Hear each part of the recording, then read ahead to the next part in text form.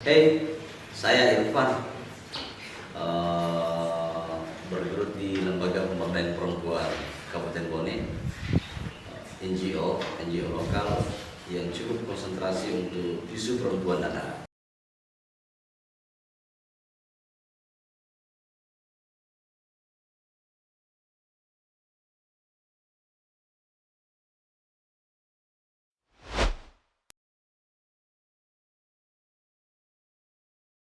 Cara soal perempuan mandiri tentu kita harus coba lepaskan pada poin perempuan dan mandiri karena bisa saja terjadi bias gender.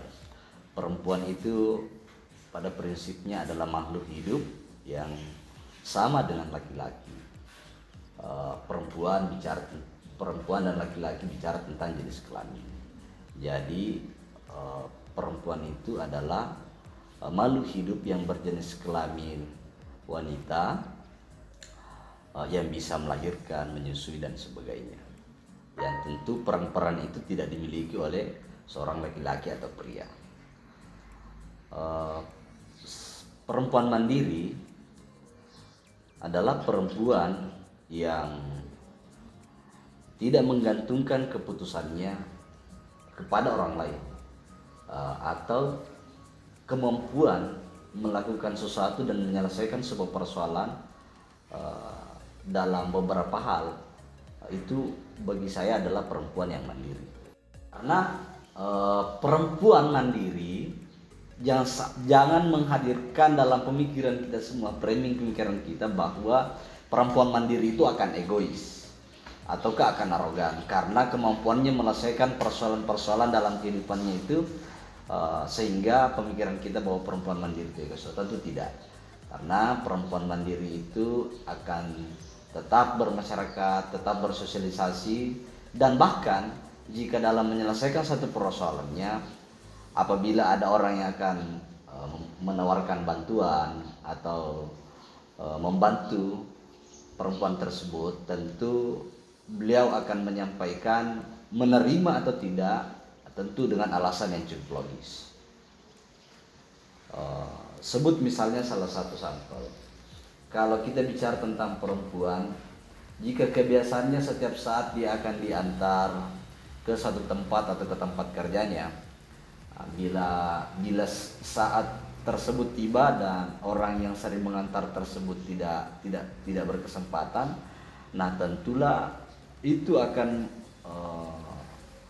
memberikan dampak terhadap apa yang menjadi aktivitas perempuan tersebut, sehingga pentinglah perempuan untuk mandiri dalam hal ini. Maksudnya melakukan sesuatu yang tidak meletakkan bias gender pada perilaku kelakuan sehari-harinya. Kalau misalnya bicara tentang laki-laki bisa naik motor, tentu perempuan juga bisa. Yang membedakan kita sebenarnya pada prinsipnya adalah apa yang dimiliki perempuan tentu tidak dimiliki laki-laki. Begitu juga sebaliknya. Perempuan mandiri itu bagi saya adalah perempuan yang tidak berprinsip bahwa dapur, kasur, dan sumur. Tentu mereka yang tampil di ranah publik, bukan tampil di domestik saja. Bagi saya perempuan itu adalah perempuan mandiri, karena menempatkan level antara dirinya hari ini sebagai seorang perempuan dengan level dengan laki-laki itu sama, maka itu akan menjadi ukuran kemampuan dia atau kemandirian dia sebagai seorang perempuan.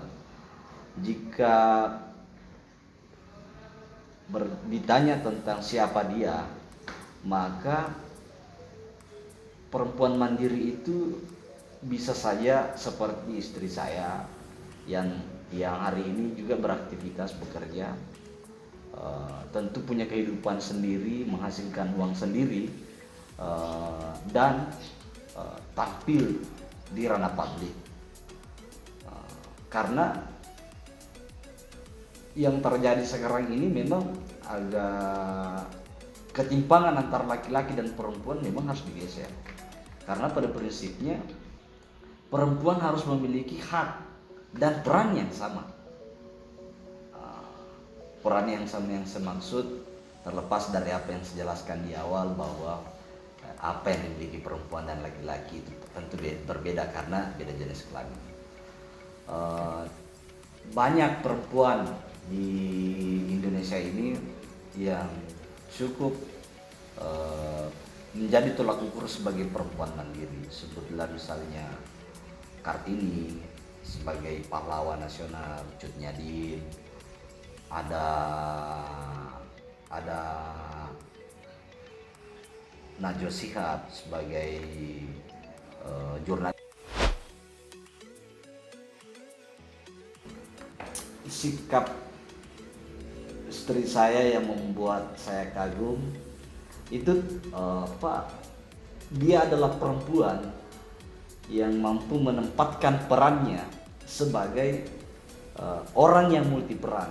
Bisa dia menjadi seorang ibu, seorang pekerja kantoran, seorang istri, bahkan menjadi seorang tetangga dan menjadi teman dari teman-temannya yang lain.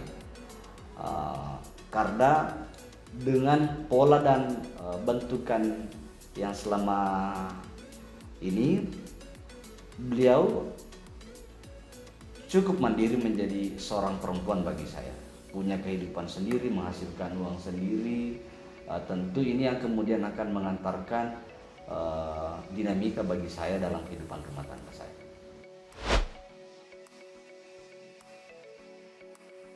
Tentu dia sangat berpengaruh terhadap kehidupan pribadi saya.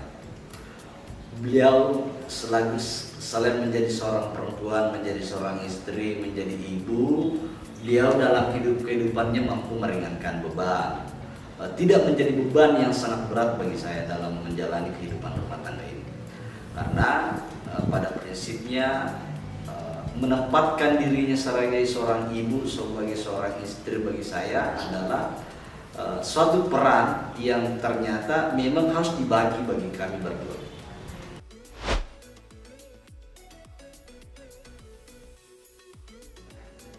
Sedikitpun saya tidak pernah merasa terintimidasi dalam menjalani hubungan rumah tangga ini karena setiap keputusan itu kita ambil dan kita selesaikan bersama-sama.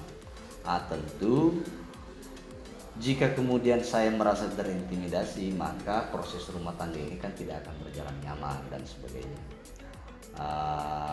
Perempuan mandiri itu harus kita apresiasi, harus kita dorong untuk meningkatkan peran mereka, karena ketertinggalan mereka hari ini itu boleh dikata menjadi kesenjangan antara laki-laki dan perempuan.